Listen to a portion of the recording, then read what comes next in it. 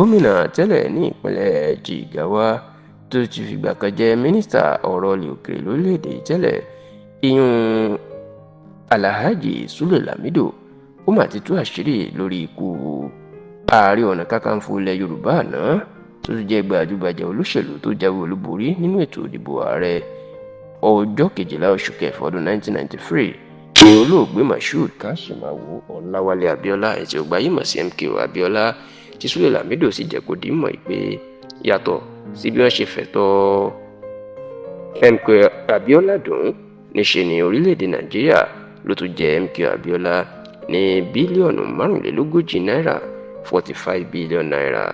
Ẹ rántí pé ní ọjọ́ 12 oṣù kẹfà ọdún 1993 ìyẹn June 12 1993 ní ètò ìdìbò tó pé èèyàn gbàgbọ́ pé òun ló dára jù nínú ètò orílẹ̀-èdè ló wáyé èyí tí olóyè MKO Abíọ́lá tó ti jáwé olúborí gẹ́gẹ́ bí ààrẹ orílẹ̀-èdè Nàìjíríà tuntun ṣùgbọ́n tí ìjọba ọ̀gágun Ibrahim Babangida tó fagilé ètò ìdìbò náà èyí tó di ìwọ́de ńlá tó fẹ̀mí ọ̀pọ̀ èèyàn àti ọ̀pọ̀ dúkìá ṣòfò tó sì jẹ́ pé lórí ìjàǹgbara náà ni olóyè MKO Abíọ́lá tó jẹ́ ààrẹ ọ̀nà kakanfò gbolẹ̀ Yorùbá nígbà náà ni ló máa kú sí nínú àtìmọ́lé tí wọ́n fi sí.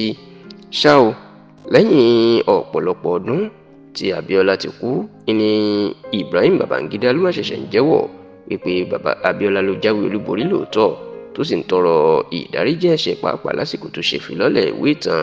ìgbésí ayé ẹ̀. ṣá o lọ́jọ́ ìṣẹ́gun tí í ṣe Tuesday ọ̀sẹ̀ tá a wáyé tí í ṣe ọjọ́ 13 nínú oṣù karùn-ún ọdún yìí the 13th of May 2025 ní Sule Lamido náà tó náà jẹ́ gómìnà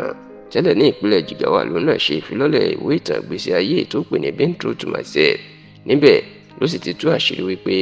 òun lọ bá Babangida lórí ọ̀rọ̀ MKO Abíọ́lá ó ní Babangida jẹ́wọ́ fún un pé Abíọ́lá ló jáwé olúborí lọ́dún 1993 àti pé àbòsí làwọn ṣe fún un lóòótọ́. Kódà ó ní Babangida tú àṣírí fún òun wípé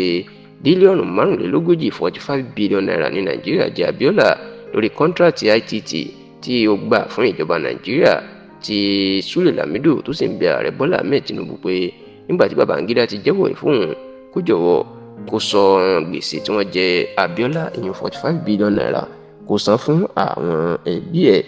Díẹ̀ lára àwọn tó wà níbi ayẹyẹ ìfilọ́lẹ̀ ìwé ìtàn ìgbésí ayé Sule Lamido tó pè ní Been True to Myself èyí tó wáyé nínú gbọ̀ngàn ayẹyẹ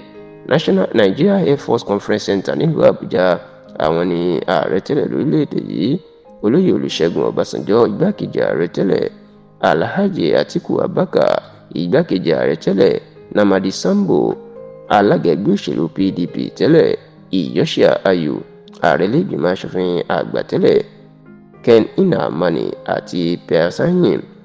olùdíje fún ipò ààrẹ lábẹ́ ẹgbẹ́ òṣèlú Labour Party lọ́dún 2023 Peter Obi